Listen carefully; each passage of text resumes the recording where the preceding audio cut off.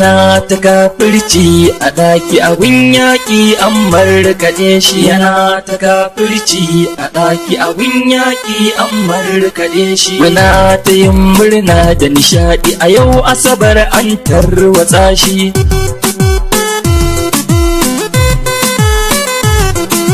Ya cika baki ya daki kirji wai ba wani mai hankaɗe shi.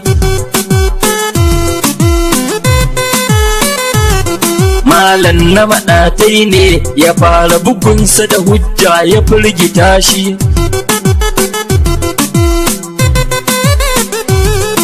Kabiru Bashir Wambai da ya motsa sai da guminsa ya jijjiga shi. Yana ta kafirci a ɗaki abin yaƙi an markaɗe shi. Malam Rabi Umar Sani ya ce ku bar in ƙarasa shi.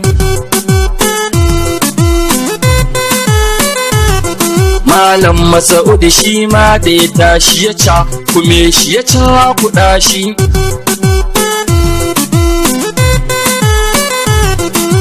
Jabberi mugun zindiki jaki yau an ta gargaza shi. Yana ta kafirci a ɗaki abin yaƙi an markaɗe shi. Yau ƙurmus ƙarya ta ƙare ya ɗau hukunci a hallaka shi.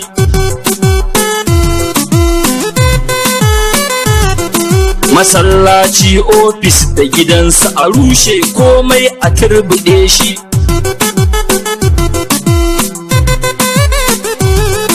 Jihar Kano ba ne mana wargi kawai za mu yankwana shi. Yana ta kafirci a ɗaki abin yaƙi an markaɗe shi. Domin mun rike manzan Allah me zaginsa mu ragargaje shi.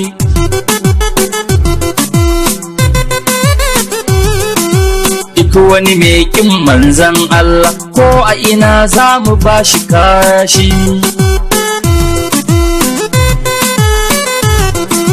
Mun saki rai dan manzan Allah wanda ya ce la mu turbuɗe shi.